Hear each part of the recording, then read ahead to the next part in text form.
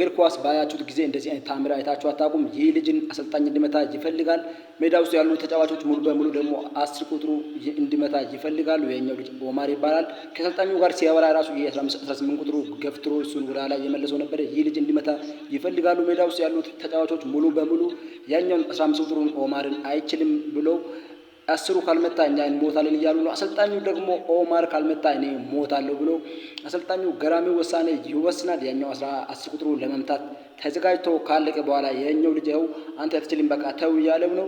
ከዛ በኋላ 10 ቁጥሩ ለመምታት ሲዘጋጅ አሰልጣኙ ጠርቶ ለኦማር ሲጠው ኦማር ካልመታ እኔ ሞታለሁ አለ። ከዛም ያኛው ልጅ ወስዶ እንዴት እንደሚያስቆጥር ታያላችሁ። እግዚአብሔርን ተአምሩን እዩት። እዚህ ጋር ያኛው ልጅ ያው ለመምታት ከተዘጋጀ በኋላ ቀይሩታል። ኦማር ይምታ 15 ቁጥሩ እሱ ካልመታ እኔ ሞታለሁ አለ።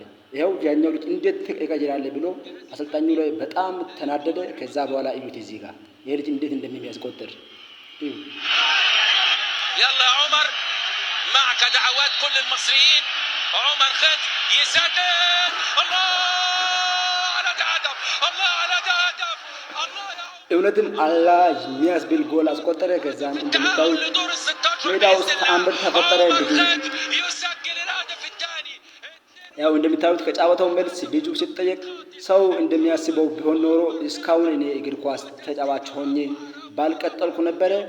ሰው ባሰበ ልክ ሳይሆን እኔ ባሰብኩትና በሚኖር ልክ ነው የምኖረው ሲል አስገራሚ አስተያየቱን ሰጥቷል። ጎሉን እንዳያችሁት ምን አይነት ሀሳብ አላችሁ? በኮሜንት